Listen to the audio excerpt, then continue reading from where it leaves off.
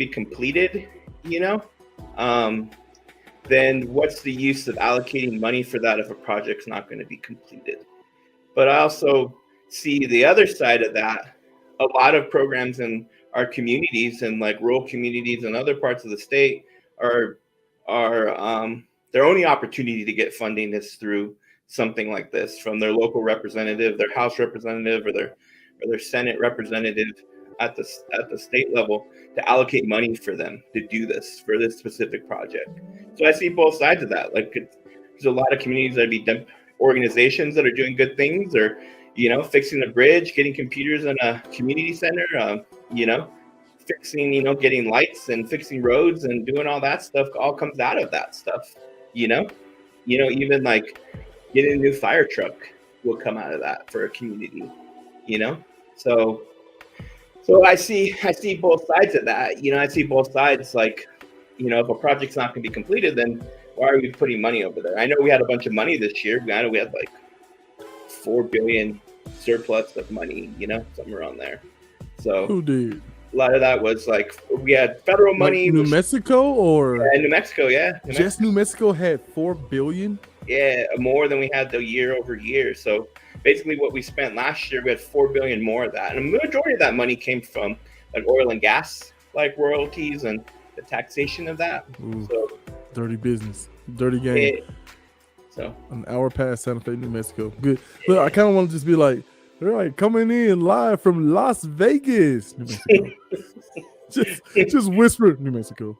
Parenthetical citation. The original Las Vegas. The original. Oh, so that came before the big one in Nevada. Yeah. Yeah. That's crazy. So yeah, they bit that and made it famous by being absolutely ridiculous. Yeah. All right, let me talk to the people real quick. I'll be right with you. Okay. Well, welcome back to What the Frap. It's your host, Jay Zilla, as usual. And today I have with me, once again, one Manny Luna, graduate student. And I'm going to let him say the rest because I could not keep it in my brain. So, yeah, I'm a graduate student at West Highlands University. I'm also a legislative leadership fellow for the university too as well. So I did some lobbying work for the university over the last basically 2 semesters. Well, during the So for people who don't know what that is, right? Lobbying. Let me know what lobbying means and how you're able to get some money from the government to do some actual good. So lobbying involves basically advocacy work. You lobby because they pass bills, pass legislation, they pass all these things, and you lobby on behalf of something that you're passionate about. So say, you're passionate about early childhood education. And usually there's bills that are, obviously that's how we fund our early childhood education through money allocation from the state, but you'll advocate for programs like you want to have pre-K, or you want to have, more, tutoring available, and you'll advocate for specific bills that are being presented on that. So that anybody can be a lobbyist. If you spend, there's certain things if you're a professional lobbyist, but as an everyday person in New Mexico, anybody can lobby on behalf of anything they're passionate about. And we have a citizens legislature, so they just get a stipend, our local representatives. So like their food, their gas mileage, things like that nature. So they're not, so all of them have, majority of them have jobs as well. But they're very the roundhouse where they're at is very approachable. You can go in there and you can get up close and personal with your local representative and tell them what you're passionate about. I'm your constituent. I believe you should support these things, these initiatives in our community, these projects. I don't like what you're doing. Tell them what you're all about and what you want done. Would it be fair to say like lobbying, use of position and money to get legislation in your favor? Yeah, you could. If you're a powerful person, so you'll see everybody. Like when I was in Santa Fe over the 30-day session, you'll see people like CEOs of companies, your local district attorney. They'll be out there talking to the various different representatives to push forward what they want to get done. So if you're looking for tax rebates for something, you'll see people that it maybe benefits them You'll see people that have positions, advocacy organizations. Because I also volunteer my time with a cancer advocacy organization, and so we'd go lobby about smoking cessation bills using master settlement money. And so that master settlement money is when the big tobacco companies were sued for lying to us about the dangers of smoking.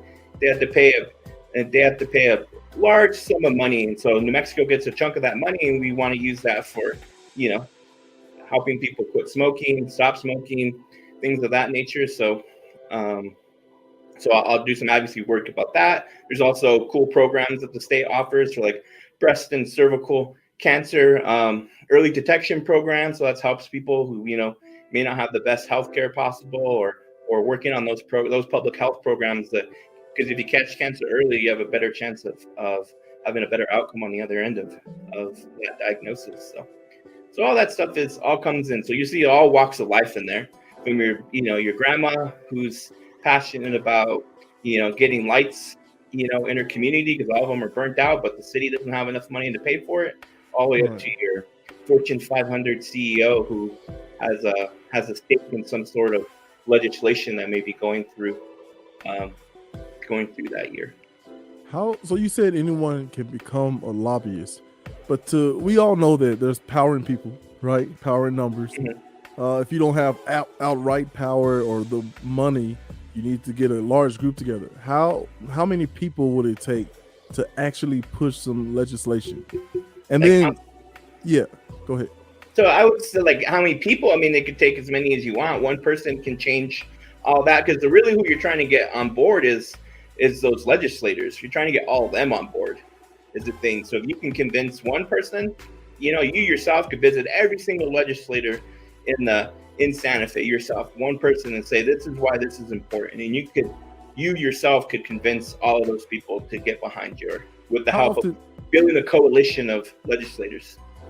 So how often is somebody able to do that? One person speak, like, first of all, get the access to these politicians, and then get them to clump up together to push your agenda. I mean, I wouldn't know like the numbers of that or how often that happens. You'll see a lot of stuff where something, let's say that say you were involved and there's something that happened bad in the community. Let's say like you're a victim of your family was a victim of like a DWI incident. Say that you and your family, let's say, you were a mother and your father and your two kids in the car, and somebody who's driving DWI hit your car, and killed everybody in your family, and you're the only one left. So you have this personal story, and if there was something in the law that would have caused that not to happen, that personal story is probably one of the most powerful things, and would build a coalition of people behind you to make a change to that law. So this doesn't happen again. So you usually see stuff that'll be like, the Amber Alert. When that came on board, like Amber Alerts, that was because a child by the name of Amber went missing. So they created a program around that, and that was because Amber went missing. And so that's why you have Amber Alerts. So you see these things that are like, I mean, that was one of the big things too. Ended up not passing in the legislature, but when I think it was in Hobbs, when that young girl put her newborn baby in the trash, in the trash can or whatever, and they found her. Sad business. Yeah, so they were pushing they're basically like a baby box, basically at a safe place. There's a little, a box where you could put your baby in there and relinquish your parental rights to that baby, give up your baby, basically. So that, like, something like that created like a whole. They introduced legislation about that, and ended up not passing because I think there was like another program or something like that was going to be able to put it in, like, basically every county was going to get one of these boxes that you could put a baby in there. That's crazy. Yeah, but I mean, I like how they took the morality out of it. It's like, look, if this is happening, how can we flip it, right? So we don't have just a child in a dumpster somewhere. Yeah, because that's what we don't want. We don't want those things.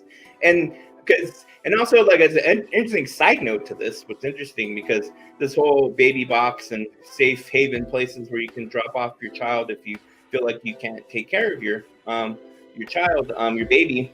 I believe they passed something. It was like in like Indiana or Idaho or Ohio, somewhere in the Midwest. They created something like that where you could relinquish your parental rights, give up your child because you didn't have the means to take care of your child. But within the statutory language for that, they didn't put an age on it. They didn't put an age that you could relinquish. And in the legislature here in New Mexico, they introduced, I think it had to be, the baby had to be less than, I forget what it is, like 30 days old or something around that time. Basically the first couple of months at the most. But they didn't put that statutory language in that other bill, and people were relinquishing the rights to their like teenagers, you know? Oh my goodness. So they drop them off at the fire station. Use like fire stations or police stations. Like those are like safe places, safe drop off areas, and they're like basically dropping off their teenager over there because whatever their issue was and why they felt like they couldn't take care of a child, they were basically dropping them off over there. So how language in legislation is very important because that's the only thing we have to go off of and how we're going to interpret whatever gets passed. But not just in legislation, in general. Yeah. Right? Like the idea of like, we want to have the most, so we're bad communicators. Once you know that, you seek out ways to improve communication. And one of the things you do is you take your time and you try to meticulously make sure that you're understanding each point before you move on. Right. But that is crazy. I have never heard of that legislation before tonight. And it's something else thinking that, I don't know where I heard this from, but maybe it was a show or something where the person was like, their teenager did something wrong and they look at their mate and was like, technically, like, is it too late to abort my child? It's like, no, at this point it's murder. Yeah. You know what I mean? But people are actually dropping off teenagers and thinking like, I'm overwhelmed. I just can't. I can't. That's crazy. And because they didn't put that in the legislation, they were on the hook for that, right? Yeah, like so, like it doesn't like that's following what the statutory language says. So if it doesn't, there's not an age on there, then if you're under the age of 18, you're as a parent, you're still in charge of your child. You have while they're minors. So if they don't write that in there, then that's following the law, right? That's following what the law says. There's not an age on there as long as they're under the age of 18 and not, because when you're like, legally an adult, 18, it's across the country, they didn't write that in there, so you could drop off a 17-year-old, we're looking at right at that point you're just a dude. Rights, Yeah, at that point you're just a dude. So before the show, before we got started, you were telling me about some legislation going back to lobbying, right? Yeah. How your group, say the name of your group one more time. So New Mexico Highlands University Legislative Leadership Fellowship. Well, do y'all have an acronym? Yeah, I feel like remember in the old Marvel movies where he's like the Strategic Healthland, blah blah blah blah. He's like, man, y'all gotta work on that name, and it turns into SHIELD. Yeah, it's like that's like NMHU LL, F or whatever, Yeah, that makes no discernible word. But that group, like, we're not talking about like $100 into the your local church, right? How much? What did y'all do? What was the process like? How much money were y'all able to acquire, and what did y'all do with it? Okay, so basically, at the beginning of the fall semester, they sent out like a campus-wide email asking for people they want to participate in this program. So you applied for it, you gave your resume, and what you do, why you think you'd be a program like this would be helpful to you or would add in your to your educational experience at the university. And so they picked you, and we meet in a group. There was 8 of us, and we had to come up with a capital outlay request. So basically, a one-time request. Each legislator has a chunk of money that they can allocate to projects that they find important, And but before that, we had to figure out what we're going to do, what the request for the university was going to be on behalf of the students, a student initiative, what the students find important at the university, what they want to get involved with. It could be like, we want better gym facilities, we don't have enough weightlifting, enough weights in the gym, or we want a better pool or anything like that. Whatever the students what we surveyed what they were into, and one of the things that the students were into was becoming clean energy, specifically like solar power. They wanted, how could we bring solar panels to the university?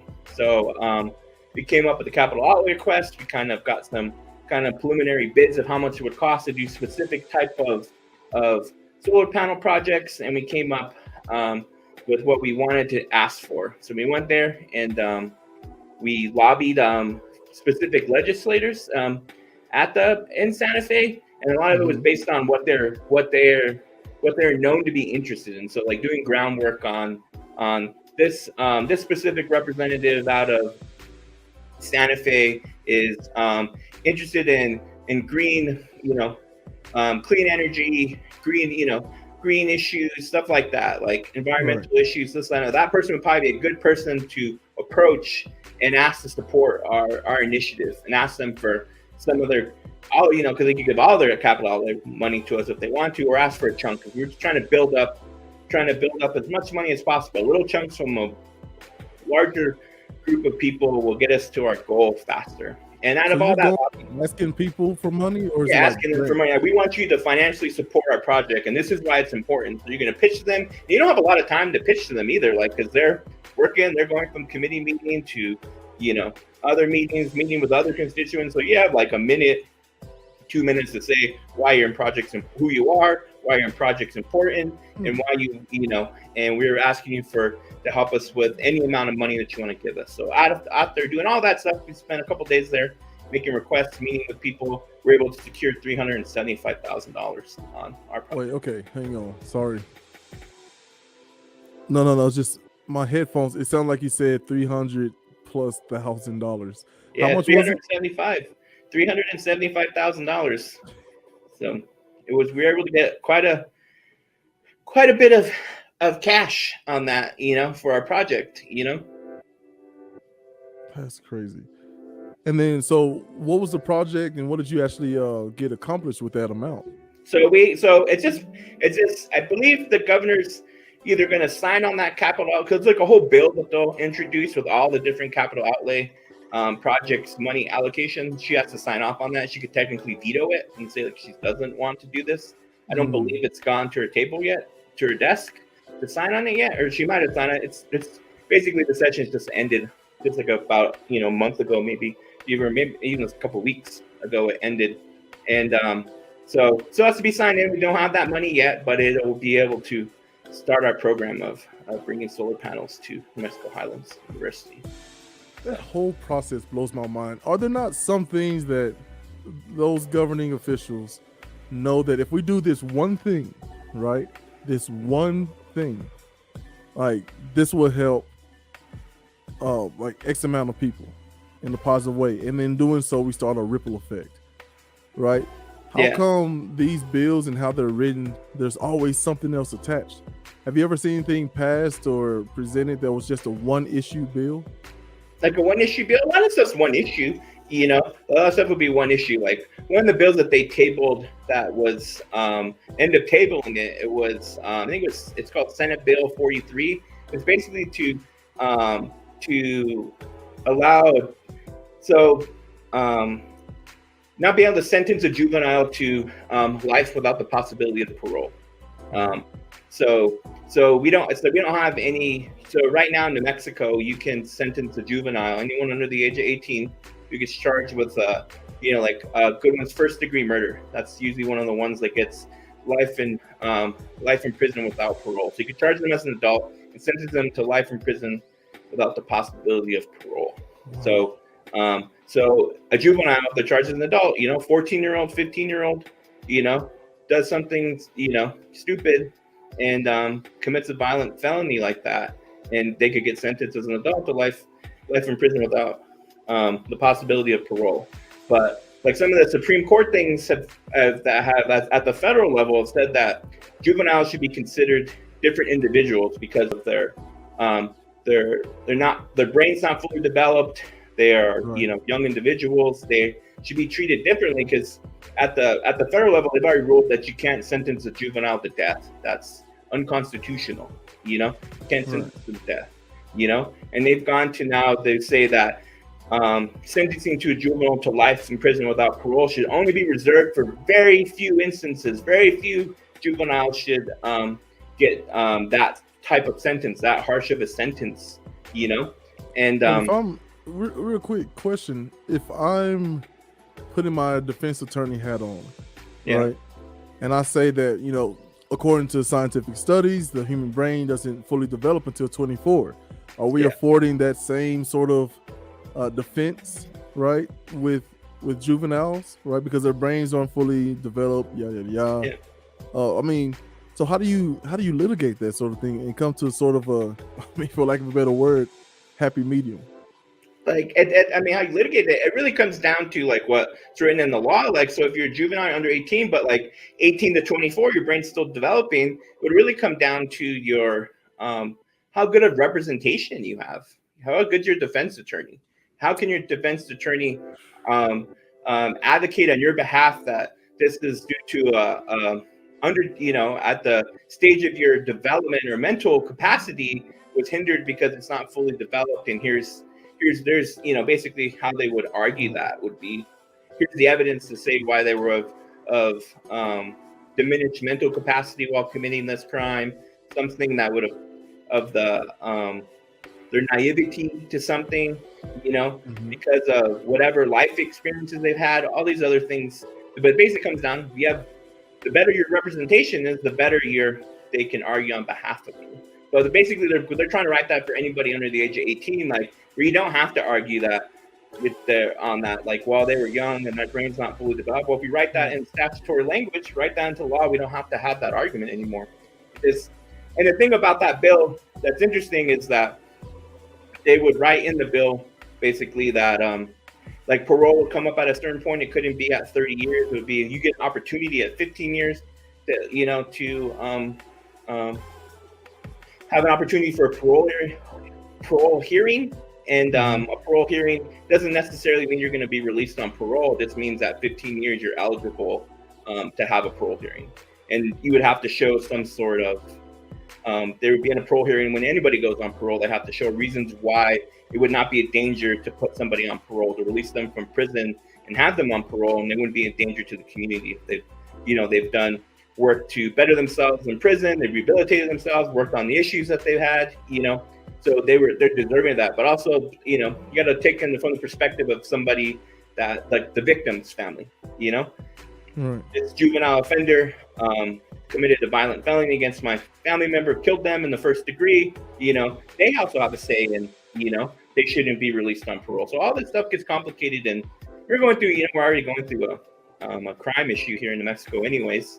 But that spike so is it gets something complicated. real. It gets complicated. But that's like a single issue thing, like juveniles getting sentenced to life without the possibility of parole. But then there's other things that have multiple different things that will be in one bill that do multiple different types of things, you know, within one. So it can vary. It could be one single issue, or it could be multi-issues things within one bill. So something like prison reform, to where, one, we're not going to sentence somebody to die, right? Yeah. We're going to make that unconstitutional. We're also not going to give them life without possibility of parole. Yeah. But what else could go in there, right? Because look, I'm a Disney kid, right? Yeah. I remember watching Lion King. He's like, look, Simba, it's the circle of life, right? Yeah. Where, you know, the ants, some's eating the ants, and then some's eating that, and then we're eating the antelope and all this. So this grand scheme of things, right?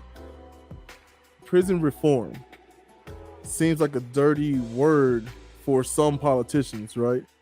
Yeah. But if you look at it as a whole, like, there are numbers that back up the fact that if we put real money into real rehabilitation, that it would yield real things. And then once that person is released, right, because of the hard work they've put in, right, making sure they have an opportunity to earn a decent living, which also leads to, well, what about wages? Are the wages staying cuffed together with production and cost of living? Right. And we failed at all of those levels. Yeah. So, like, why is it that we haven't gotten to a point where we can at least fix that? Right. Especially now, like, science is better than ever. Right. All this research money is flowing, and we're getting some really good some really good information. Like, what is holding us back? Is it just a people problem? Yeah, I mean, it's really a people problem. It's like representation issues. People who go are off that we vote to represent us, to be our representatives. There's issues with that. Like all that stuff comes down to, you know, um, to who we put in office to be able to pass these laws and make changes to the systems that we have. It's all about the representation. That's why voting is so important. Why everybody should vote and why who you vote for is so important, and how, you know, like knowing where your representative gets their money from and all these things can tell you the direction that they're going to vote for, normally, all these things are all shows you why, can give you a glimpse into why the things are happening the way that they're happening, and a lot of it, I think a lot of our issues about, I mean, everybody, we were not trained in school. I know exactly when I was in high school, K through 12, they didn't really speak too much about me, the power of your vote and why you should vote, and educate you and how you should look up a representative, look up their voting record, look at what they've done, all these different things that should play a factor in why you're voting for this person to be your representative. They don't do that. They don't do that work with us. So we're all, if you don't take it upon yourself, to educate yourself about your local representative or what's happening with how they're voting and what they're doing, or know what's happening in the, in your local area, from your local city area all up to state and federal. If you're not paying attention to that, like a lot of stuff just goes right past you, and right. And so why voting is so important, and who would you choose as your representative, and how we need to help each other, because that's really where it's at, like helping your neighbor, talking to your family about these things, why it's important to elect good people to your local school board, why your city councilor, why we should have, this should be happening at the city level, why our streets are the way they are, and all these things, is about helping each other, because the system right now is not educating us on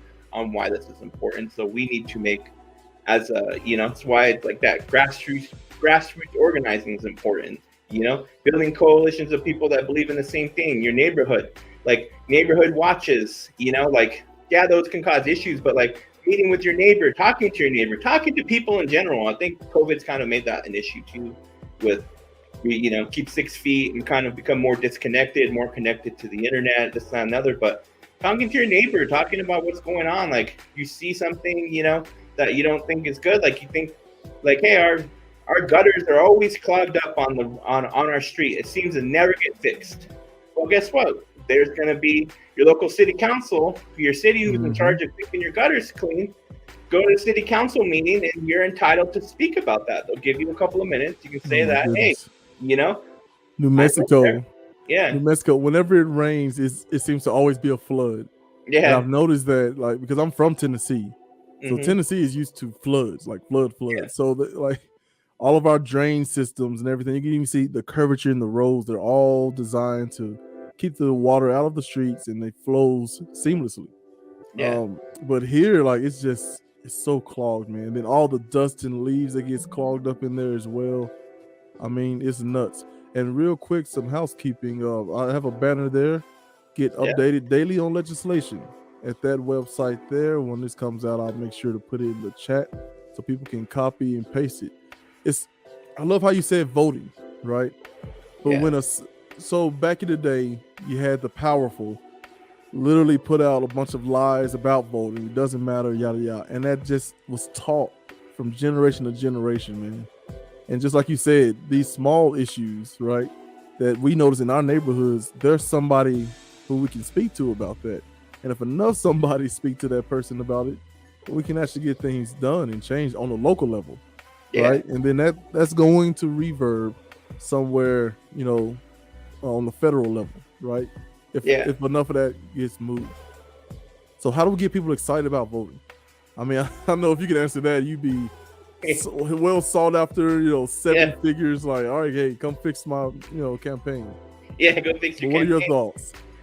And then how to get people to vote? I think it's us as a group of individuals is telling other people why this is important, why we need to do this, why we need to know what's going on in our neighborhood. And people have families, people have kids, all these things. But if you want a future for your kids, you need to be informed by what's going on in your community.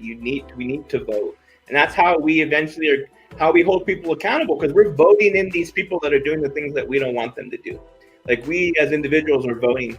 So it's why, like, you see, like, when like, what's the big thing with Bernie Sanders when he was running for the first in 2016 when he was running for president, and how this groundswell of support, even with Barack Obama, was the same thing too. When he was elected, it was this groundswell of support. We found this is somebody who's different than that's in office, has our interests in mind, and you build this groundswell of support, a coalition of people that, like, I'm going to vote for him because I believe in what this person's going to do.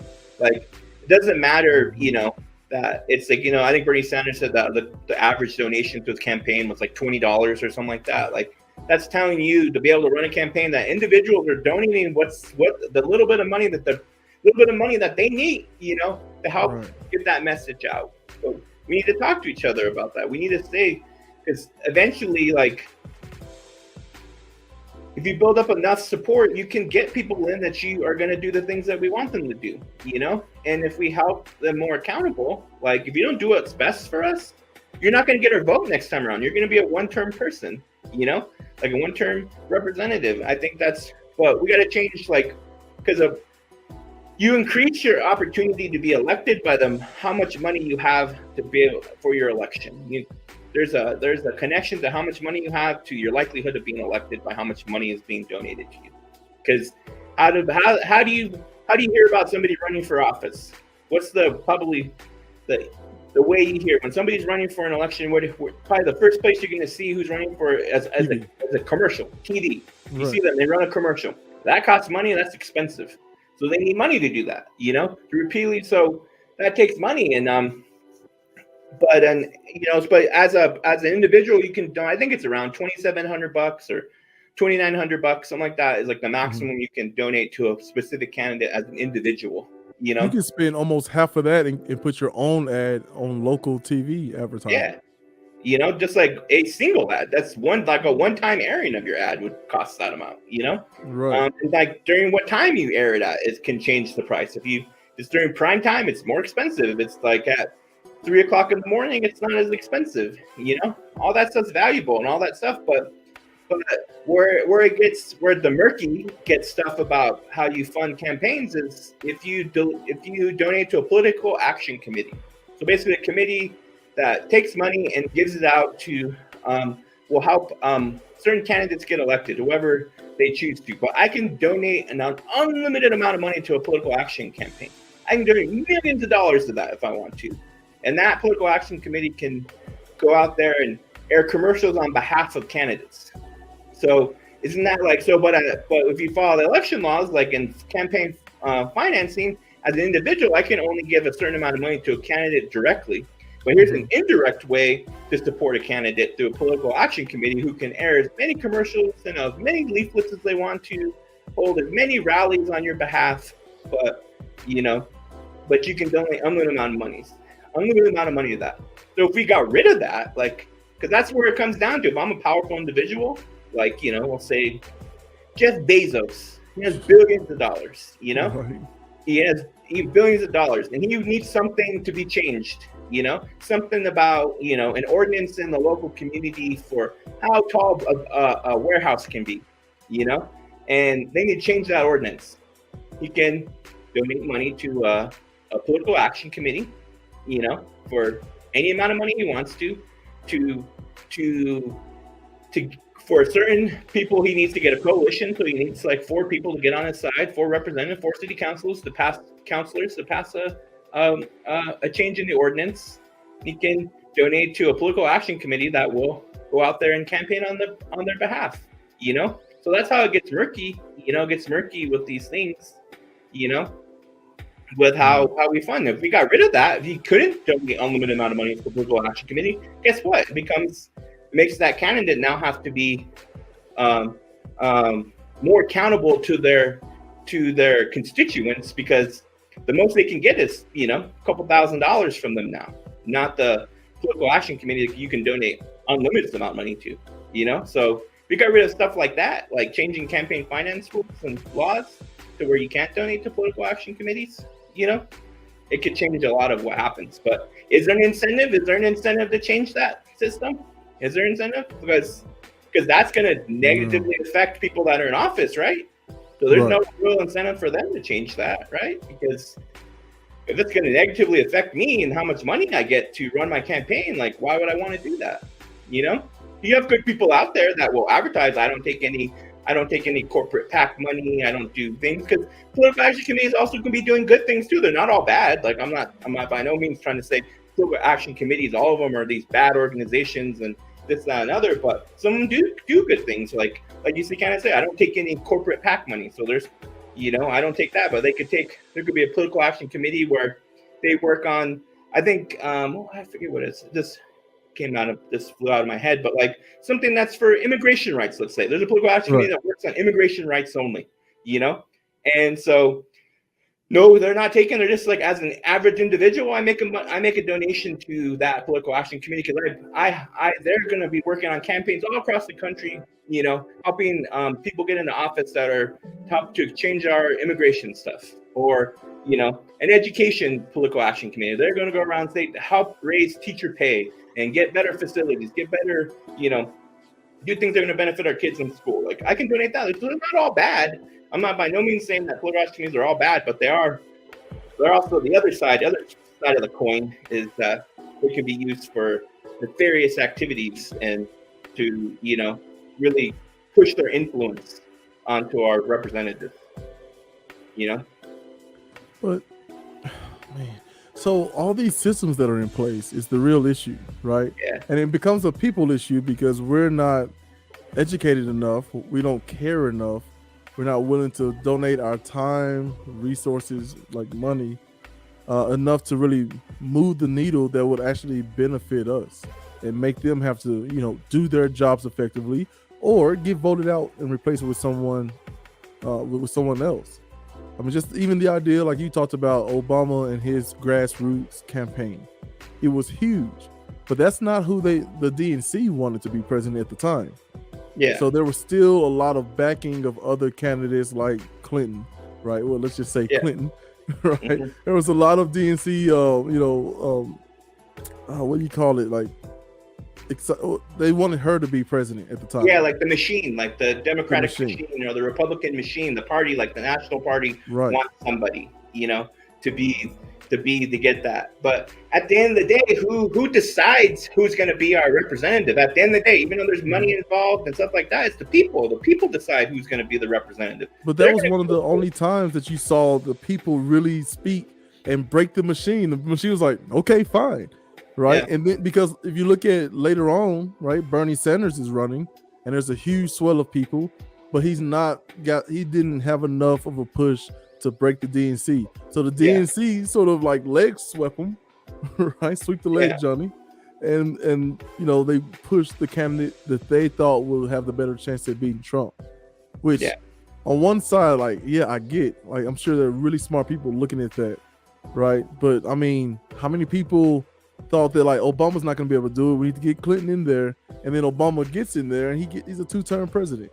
Yeah, he's a two-term president, and he's a two-term president, and all that. Like, when you look at all that stuff, and you look at like a lot of it too is a matter of timing. Timing too is an issue. Like, can play against you or play for you, and a lot of that was timing and certain things that allowed for Barack Obama to get the nomination.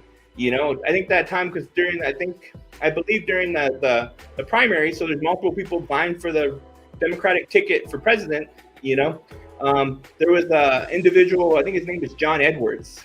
He was in the primary running, and then he was having his wife she either had cancer or she was getting over she had cancer of some sort, and he was having an extramarital affair with somebody on his campaign. And they believe that. I think some of the stuff they believe that if he wouldn't have been in the primary, Obama may not have gotten enough support and won the primary because of that. All those votes could have gone to Clinton, and she would have gotten the Democratic presidential position to be able to run for on the Democratic ticket. So it's all about a matter of timing. A lot of stuff's timing, and something happens, and it moves you up in the polls, and that's why all this stuff's so volatile, and why we need things to stabilize it, and things like that. And it comes like the bigger, broader picture when I was talking about people that are busy, that have kids, things like that. Why are people so busy? Why are so people if you live in a society now that that only one person in say in a family needs to work, one parent needs to work?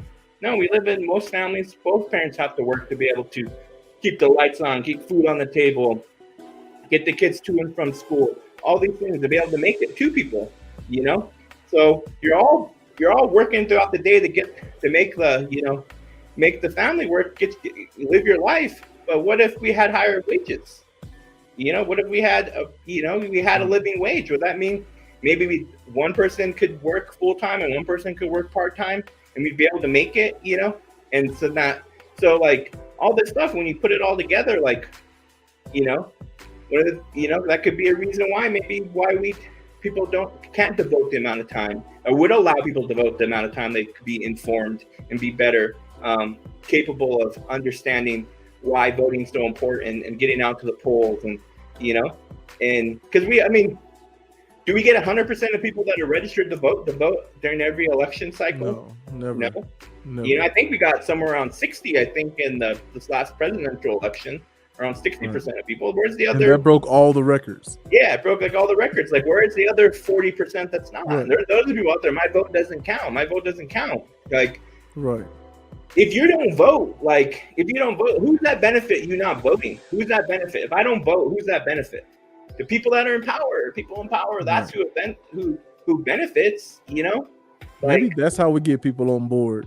Because I'm always of the mind that if you can't, when you're setting goals and things like that, it's not, maybe you're not sure what you want or where you want to go.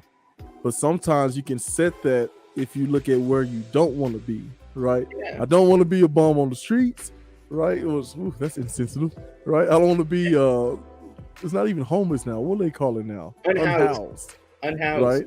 I don't want to be unhoused. I don't want to be, forced into criminal activity or anything like that. So then I can set up goals to at least avoid that until I figure out where I want to go. But maybe that's what we do. We tell people if you don't vote, here's who benefits from that, and here's what they've done. Right? Be armed with facts to be able to say, hey man, here's what they did when they were in power. Right? That's what you not voting does. But I just can't get away from this Obama, push. It was super positive. And he was never like, hey, I'm gonna give you everything you want. Woo! It was like, no. It was more Kennedy-esque, right? Hey, yeah, we got tons of work. And even if I had 2 terms, we would not be able to get it done, but we will be pushing it to somewhere else, Yeah. So I don't know. I don't know how to get people excited. It's believing in the message and believing that we can make change. And I think that's the thing. I think a lot of people get disenfranchised about the system because they feel like they're not seeing the change that they want to see, and to make major changes, to all the different power structures we have, it takes time. It's not going to be like, if I elect this person, they're going to change everything for us, and it's going to be way better, and it's going to be all utopian world after this. It doesn't work that way. It takes one person, and then getting another person to continue on with that, and another person to continue on after that, building upon what the previous work, and that's, when we have term limits and all these things that complicate things. But it's I think having a good message and a good plan of how we're going to get there. What does it look like to get there? How are we going to do this? What needs to change first? Start changing and that. Being genuine. Being genuine. I don't think we spend enough time on just being genuine. Yeah. Hillary Clinton, that footage comes out of her stumbling and them kind of shoving her into the limousine, right? Get her off the camera's eyes, right? Like she was like, yeah, I'm just so passionate about this country that I overworked myself. If I don't have people to pull me back, like I will literally work myself to exhaustion like that. But I have people on me now that's gonna make sure that I eat so I can continue to serve my country. No, what's with all this hiding stuff? Whatever happened with I stumbled and fell. Oops, moving on, right? Whatever happened to all of that? And that's the thing about how our voting works. A lot of it's like people vote, like one of the big determiners of who people vote is likability. Do they like that person or not? It's not about like the Howard Dean, right? Yeah. Like, and that like that sound effect and he's out. Yeah, and he's out. It's like likability. This is like, why are we voting? That's not substantive. Like, that's not like this person's doing something bad or good. Like, right. Well, what is their record? What are they talking about? What they want to do and how they're going to change the system to benefit the people or whatever? It's because they're likable, and that's and having a bad image like that of you out there, of you stumbling into stumbling, can ruin like your opportunity to be elected. Just because I I'm working hard and trying to make as many, speaking engagements as I can and get out there and burning candle on both ends. Spin it as like I'm just that hard of a worker. Yeah, and that hard. But they try to hide it like no, these are lies, blah blah blah, which feeds right into the opposition. Yeah, and we watched Trump chew up one by one the GOP. Like anybody who tried to get in the ring and fight that dirty fight that he fought, like got demolished because that was his world. Like at one point I was kind of rooting for little Marco Rubio, right? I don't know why. Like he didn't seem completely terrible at the time, right? Mm-hmm. So I was really like, man, I want this guy to go pretty far on this. I like some of his ideas, right? Yeah. He seems like a sane person. And then he started slugging it out with Trump. And then I thought, come on, man. Like Putin's a master at this. Like if you can't handle Trump, like then that's when I was like, man, I don't even want you anywhere near this race. But I was really disheartened when I saw Clinton do the same thing, because the ideal of I am woman, I must project strength. Yeah. Right? I would have hit the old lady grandma angle like so many times. Like I really would have been like, oh my goodness. I hope your wife and children don't have to endure such insults, like the nation is watching, the children are watching. So here's my platform, here are my ideas. And just do that over and over and over and just let him talk himself out. But when she tried to punch back with what does she look like? Elite snob looking down on the working man who's a billionaire. I don't understand this. Even in sports, when you see people side with billionaire owners over the players. What? Well, they make millions of dollars. They make billions. I know. What are we talking about? What are we doing here? It's the master of the message. The master of the message. That's it. Who controls the narrative, has the greatest opportunity to control the outcome, And that cracks me up when they talk about these athletes get paid way too much money, and they're, LeBron signed $100+ million contract and this, that, and another, and it's like, if they can give him a contract for that amount, how much is the owner making? Like, how much is the owner making on this? The owner's not in the poorhouse because they're giving LeBron $100 million contract, or whoever, $100 million contract, or or such and such rides the bench and he has a $10,000 or $10 million contract just to play 2 minutes a game or whatever. Like, I would like to have that, but how much is the owner making? How much is that? Like. Mm-hmm. But they're controlling the narrative. It gets you to fight that person. It gets you to be like, oh, I can't. That's ridiculous. How I couldn't even accept that amount of money. I'm like, if someone's gonna give me $100 million contract, I was like, where do I sign? And it's usually like $100 million over 5 years. Yeah, what the Lakers made? Whatever, The Lakers themselves made $316 million, right? Yeah. And that's off like franchise interest, so not accounting for ticket sales, jerseys, all that, right? Yeah. So, like Chris Rock had an old joke, right? He was like, I'm not talking about rich, I'm talking about wealthy. He said, okay, let me give you an example. Shaq makes millions of dollars every year, right? He said, that white man signing Shaq's check, that's wealthy. You know what I mean? Like, you gotta imagine, like, picture someone and going, here you go, LeBron, good game, buddy. Like, someone is paying this person. And if you look at the whole picture, those people are drastically over or underpaid, right? And we talk about teachers, it's sort of the same thing. So I don't know, man. All I know is I want these gas prices to start going down. How do we make that happen? I know Senator to be current graduate student Manny Luna. Fix it. Go. How to fix our gas prices? Yeah. How do we get them down? Figure it out tonight so I can tell somebody tomorrow so we can fix this thing.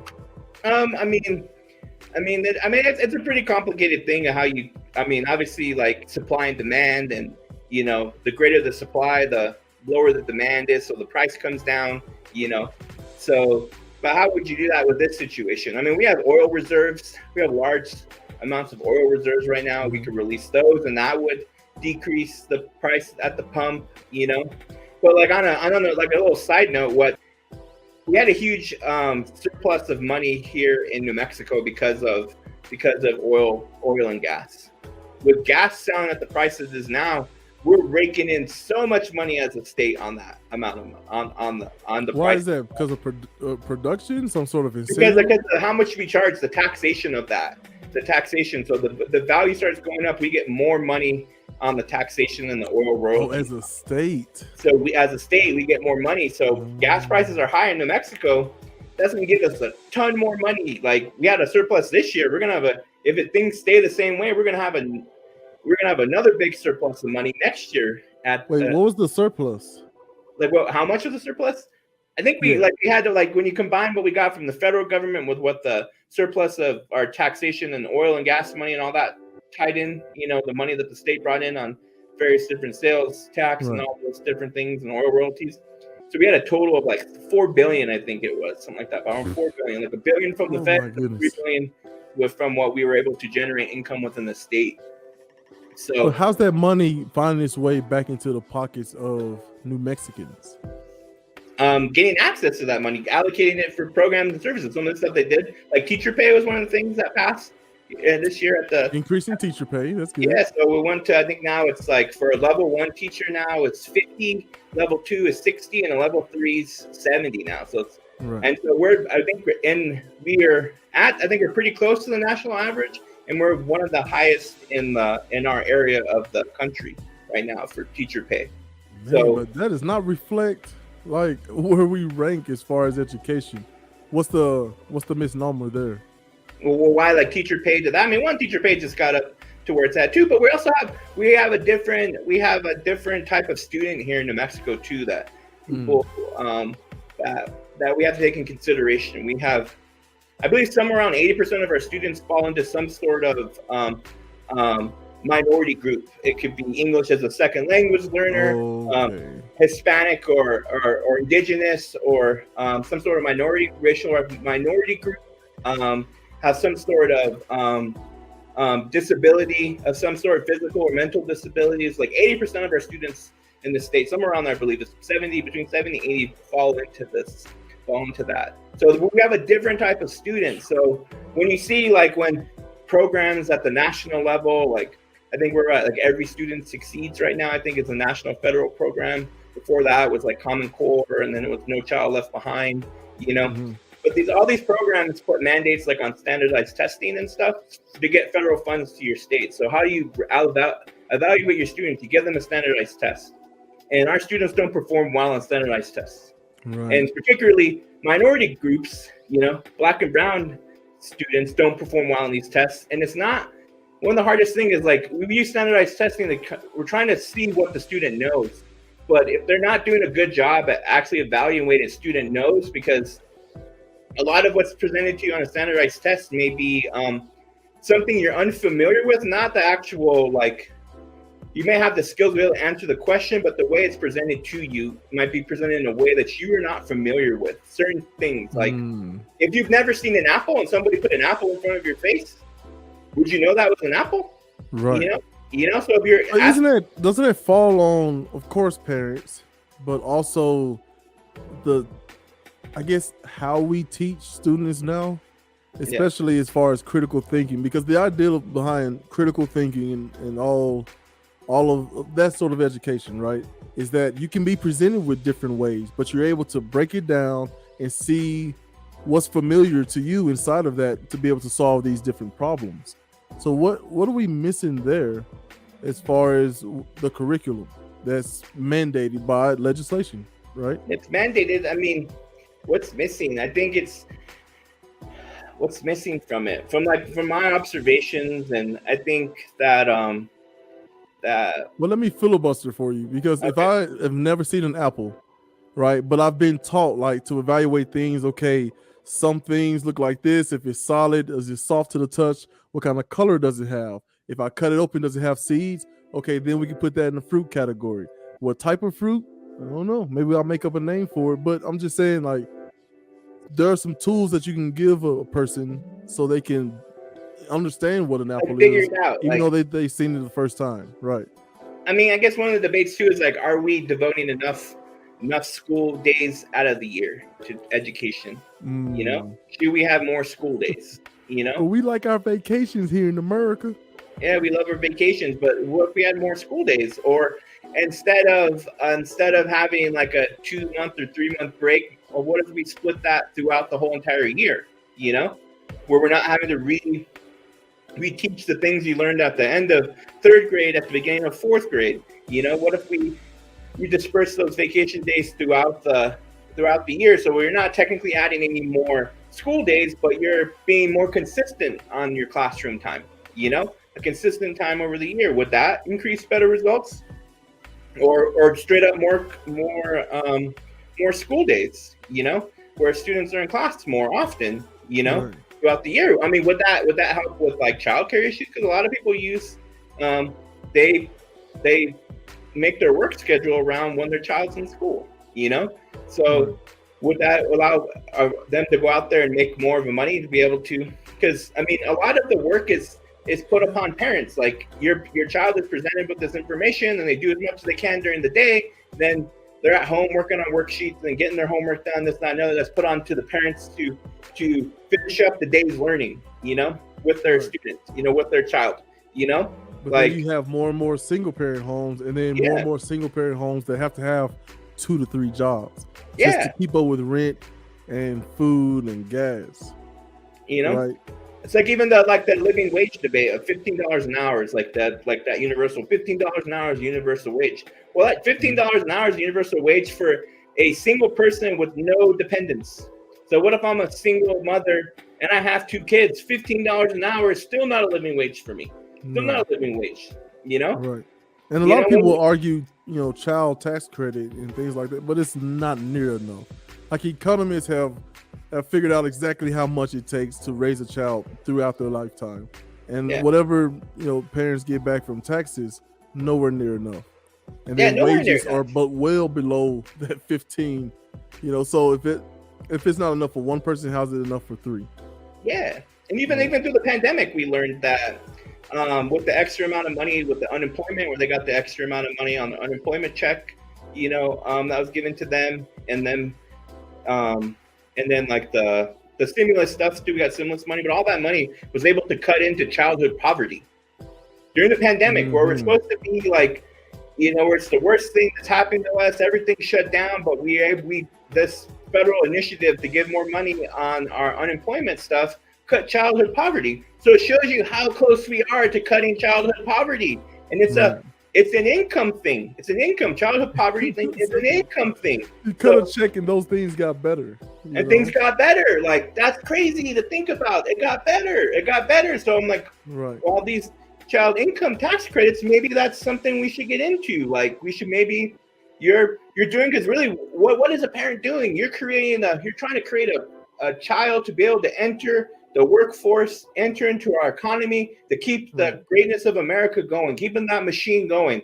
You're paying, another person out there to better the world is what you're doing. So why shouldn't we reward people for doing that? Like, I hate using the thing reward, because people use that as like, incentives, right? And just to get socialists, right? They're taking socialist idea. They're gaining the system by having a bunch of kids, and they don't want to work. Like, yeah, and I hate that. Like that welfare queen thing. They just get on welfare and just start pumping out more kids, and they're just so they can live off the government system. And it's like, that's just a scare tactic, misinformation. That's not how it goes down. Isn't it on the left to say, yes, that happens? It's a very small amount, but here's the bigger picture. Here's the bigger picture. This idea of like, so people on the left take in inclusion and make sure nobody gets their feelings hurt so far, right? They take it so far that they don't even want to mention like actual factual details, like because they're treating us with kid gloves, right? Yeah. Even during the pandemic, like, well, I mean, yeah, surgical mask and cloth mask, they work on droplets, but they don't work as far as aerosol, right? Transmission of viruses. Instead of just telling us that, right? They do this, no, you must wear a mask, and then the mandates and all this stuff happens, right? But then when people go searching for legitimate studies that show that, right, then they're like, oh, the government's lying, right? I guess Trump was right. You know what I mean? Like, it's just, we don't realize that it's such a global, it's a giant game of Jenga, right? Everything is connected somewhere. These gas prices, these people who are saying like, oh, it's because Biden's weak, that's why the prices are like, well, he's not president of Europe. Why are their gas prices, spiking right now? Right? Like, you got to look at things as a whole. Yeah, I think we're always looking for people to blame. It's because of that person why our situation sucks, or that person. Why can't, this would be the easiest time to just be like, Putin's the problem, right? Yeah. When when Biden imposed those sanctions, the first few days on Facebook, all of a sudden you saw a bunch of positive posts shoot up to the top. Why? Because Russia didn't have access to the internet. Like, what does that tell us? The top 20 Christian sites on Facebook, 19 of them are fake. I know. That's what tells you. It's like social media and all. Where are people consuming their information? It's off social media. That's why I believe China doesn't allow their military and members to be on social media. They're not like they bought TikTok. And in their country, what gets floated up to the top is like engineering and science, right? Yeah. In our country, people falling or these challenges and dances. Whatever. Yeah, man. Like, we're all doing it. Like, we send our movies and stuff. I was just talking to my daughter about this. Like, we do the same thing in our own way, right? We got the Great American Movies and TV shows that we sneak into like North Korea and China just to get people like all fired up about, America, the beautiful, the free, right? All like our propaganda, right? But it's just so sad to see like our country as a whole just, hey, I don't want to think. You got 30 seconds. Boom, let's go video. Tell me everything I need to know about Russia, Ukraine. You know what I mean? It's like, no, it's not going to work. Right? I think that's why the rise of like the podcast, that long form format of things, you get like a better understanding of like these worldviews or someone's view about something. You get into the nitty gritty of somebody's true perspective about something instead of it being 30 seconds, a minute, 2 minutes, 5 minutes. Like a lot of the stuff to change our situation or better our community or help us move forward in these rough times we have requires us talking it out, long conversations of working out the little minute things to work on something to better the situation. It doesn't. I can't give you a 5-minute speech or a 30-second speech about do this, and this, and everything's going to be okay. No, it doesn't work that way. We need to, but it's that instant gratification society that we live in like that. Yeah. We want something that makes me feel good. And for some people, that drug of choice is anger. For some people, it's fear. For some people, is puppies and kittens on the internet. Yeah, but before I let you go, I know we talk a lot about this, like what do they call it? Unintended consequences, right? Yeah. Like the idea that, hey, you know how we really fix this? We get the frap off of oil, right? Yeah. But how do we do that when out of 195 existing countries, 127 of them produce oil? And who are the top three? Number 3, of course, Russia, right? At over 11 billion barrels per day. That's incredible. That's crazy. And then, of course, Saudi Arabia at number 2. And who's the number 1? Who do you think? Us. Canada.